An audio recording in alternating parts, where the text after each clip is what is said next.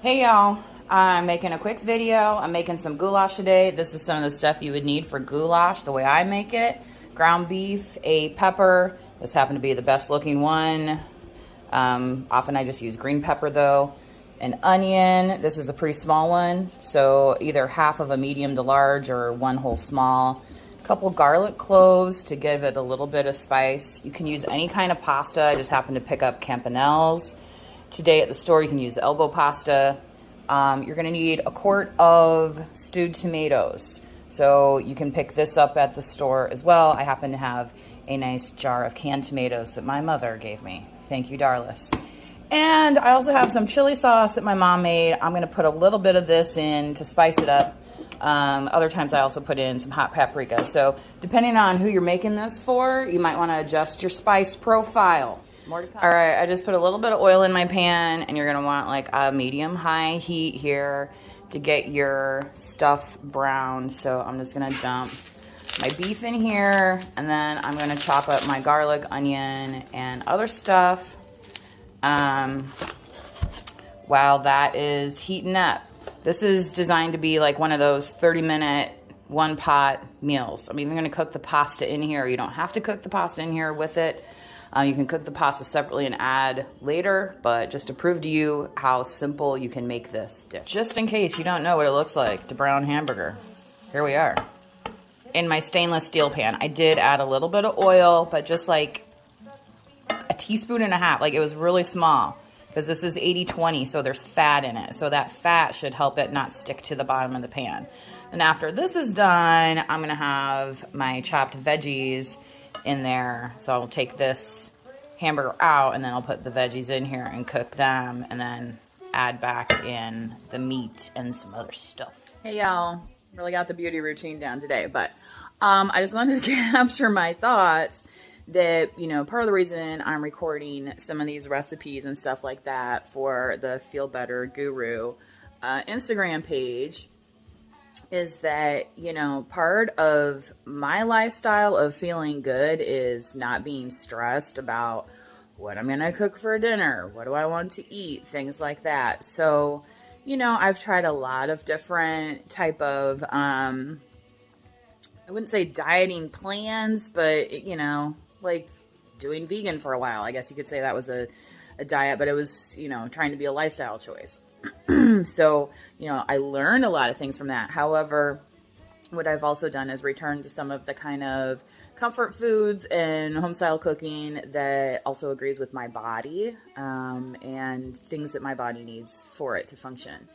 So, you know, you'll see me post some recipes that have carbs and stuff like that, and maybe those can be adapted to use carb-free type ingredients. I'm not sure. I know after doing the vegan stuff and vegetarian stuff, even trying gluten-free stuff for a while, even though I'm not celiac or anything like that, it's, you know, it has different results, you know what I mean? It's not going to be necessarily the same, however, it can be pretty good, you know? And then there's things that I stumbled across where I'll post like there was a butternut squash lasagna recipe that was delicious. Never would have guessed, but it was amazing. Anyway, so I think I remember the point of first recording this. In all my Sunday beautiful glory, this is how I went to the store to get some milk. Because the oat milk I bought, the brand, yeah, I'm a snob about my oat milk. I like to put it in with my chai tea so I can get my fancy latte at home and save some money and not spend Starbucks money.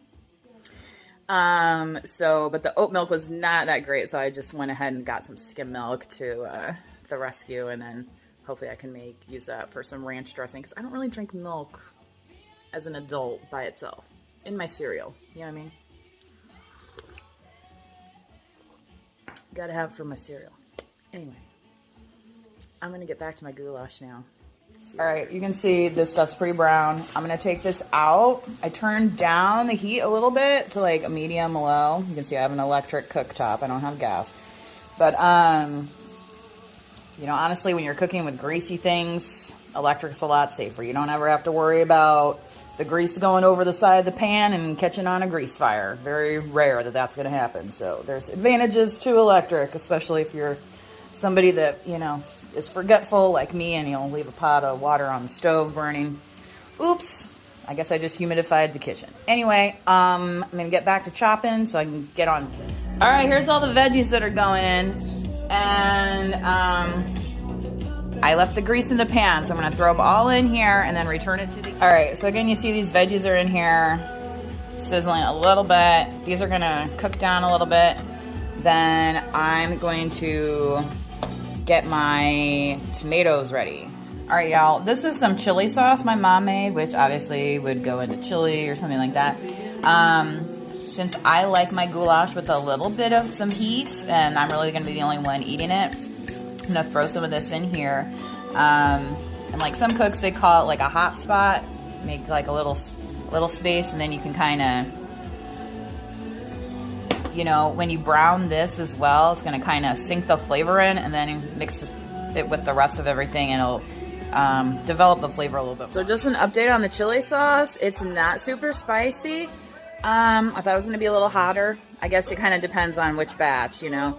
Kind of has a tomatoey, ketchup-y flavor. So it's like more like a richer tomato flavor. So don't be afraid of the chili sauce, I guess. All right, well, I remembered what I was going to say about this dish, this goulash. Some of us that grew up in the 80s, this might kind of remind you of like some Hamburger Helper, okay? So this is kind of like the homemade version, right? And so you can alter it, you know, using the chili sauce like I'm throwing in today. You know, maybe you want to add some cheese in there at the end, something like that, make it a cheesy goulash. Just be careful on the reheating. Anyway, we're not to that part of adding the pasta yet, so you know, that would be later. Anyhow, ideas. All right, I turned this up a little bit back to medium high. I like to start on low though, especially with garlic, because there's nothing worse than burnt garlic. It'll ruin your whole dish. You can see here that chili sauce, it's kind of getting redder, like darker, as it sits here. So that's what I'm talking about, developing those flavors. So I guess we can probably like start stirring that around. Get in with the rest of the veggies now. They're going to soak in that grease, and if you're trying to watch your diet and stuff, you know, you might want to more drain the grease or pat dry the pan a little bit and leave just a little bit of it to saute these veggies. Some people fully steam their veggies. I can't remember the guy's name. He's like 100% vegetarian and eats almost like nothing but vegetables and uses steam to cook, like almost everything. He has videos on YouTube. So if you like that kind of stuff to try out, like definitely give it a shot, you know what I mean? Because nothing better than steamed veggies, you know. And that's the same as a lot of the stuff you buy at the store now. It microwaves right in the bag. You just throw it right in the microwave. You don't even have to bust out this pan, okay? So make it easier on yourself, especially if you're a working professional. I know how hard it is to try and maintain a healthy diet, because that's when we get into our fast food yuckiness, all right? So remember, we're about feeling good over here. All right, so this is a quart of stewed tomatoes. They happen to be Roma's. Thank you, Mom. Nothing better than garden tomatoes. All right, I'm trying to make sure I video this and don't like get it everywhere, right? But, not everyone likes their tomatoes chunky, especially if you're making this for kids. So I like to kind of blast these in the Vitamix a couple times. Just a couple pulses. All right, I don't know if you can tell the difference already, but that was 2 tiny little pulses on the Vitamix. This thing is super strong. So unless you want this to be full on juice, I like a little bit of texture, meat to the, you know what I mean, kind of helps bind stuff to the noodles and whatever. So I'm gonna dump this in. All right. Pardon my sink full of dirty dishes. I had a water softener issue this week, so a little behind on the dishes. All right, you can see these veggies looking pretty good. You know, they're starting to soften up, but they're gonna simmer in this sauce now. So I'm gonna throw everything in this pan. Love the band, man. All right. Now, I'm also not gonna add a ton of seasoning to this because I did have my chili sauce for my seasoning so far and the garlic, and also I have my you can see how like kind of watery that is, right? I have my ground beef here that's going to, you know, have some of that salt flavor. So I'm gonna worry about seasoning at the end. Now, I'm gonna put in my pasta. So how much pasta should I put in? I'm just gonna put my hand in here. And I like to do, this is, you know, here's like about 1 cup. 2 cups. I think I could probably do like 3 or 4 cups of this pasta, actually. This is definitely not, it's more like 3/4 cups. So how many is 4 times 3/4? Who's the math people out there? Okay, actually I'm gonna do even 1 more. All right, I'm gonna pack this in.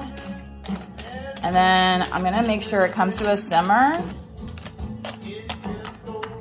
And I'm going to cover this so it can start soaking in that juice. I think that's gonna be enough pasta, all right? Again, this is just a regular, you know, it's like a, how many?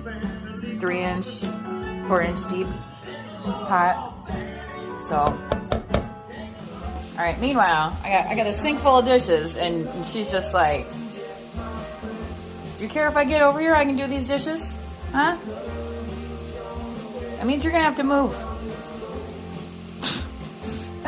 Like, I don't care. All right, this has been apparently a rolling boil for the last 7 minutes. I'm gonna stir it around here, see what we got. Thank God it's not sticking to the bottom. Looks pretty colorful though, so appetizing, right?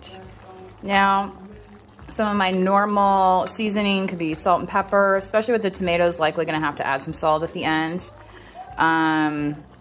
But garlic, you get garlic powder, onion powder if you don't have any onions at the time for some reason. Also paprika is another popular one. You can, you know, really just season it how you like. So I'm gonna check this pasta, see how it's like. All right, still pretty firm. The box said 10 to 11 minutes, and that was only, I set my timer on my smart speaker for 7 minutes.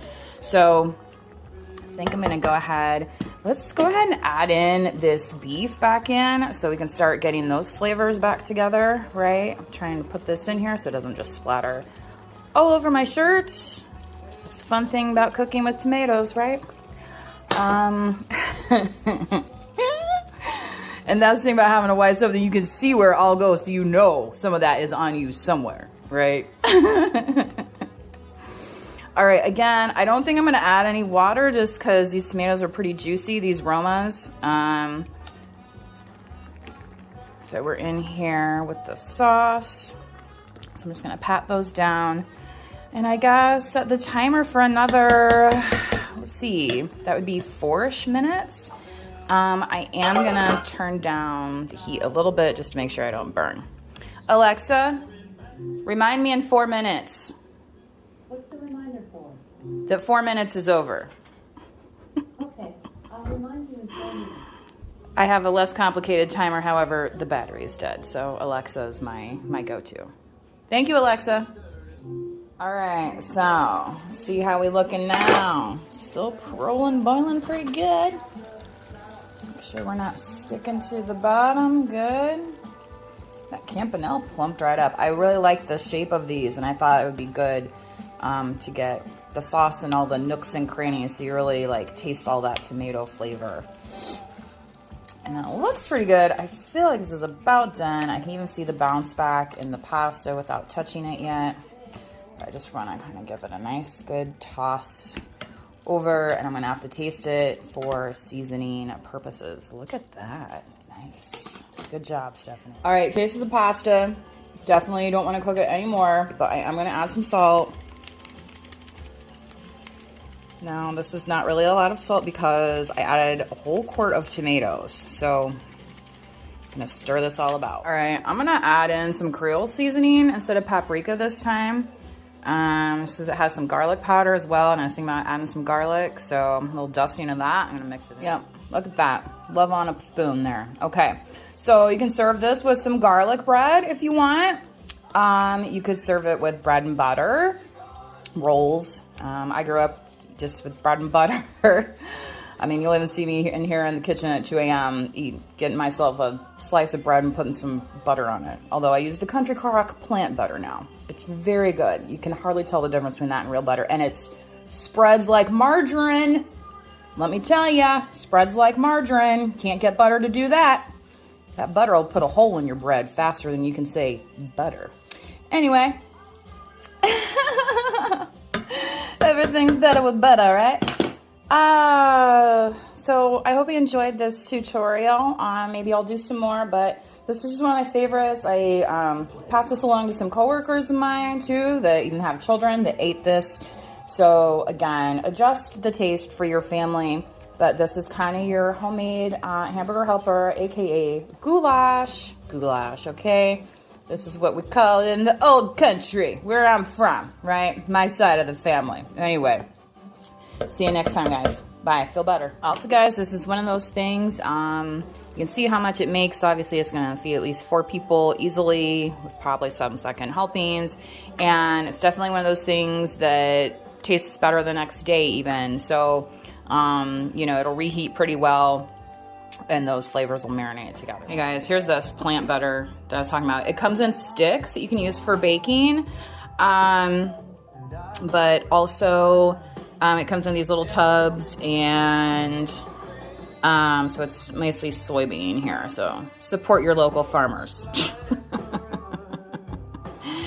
Yeah, you can substitute plant butter for dairy butter 1 for 1 in any recipe. And these little tubs, they got on sale for like, I don't know, like $3. Hey man, for a little comfort, taste at home, I'm down for it.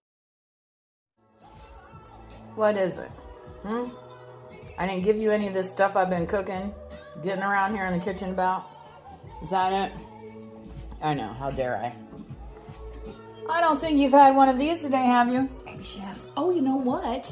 I got you a whole new thing of milk bones. Yeah. Seriously, I give her so much people food. It's not even funny. I don't want to get in trouble the next time I go to the vet. Right, Kona? You know, vet telling us what we can snack on, what we can't. Yeah. Ooh. Yeah. Yes, thank you. I'll retire to the den to chew on my treat.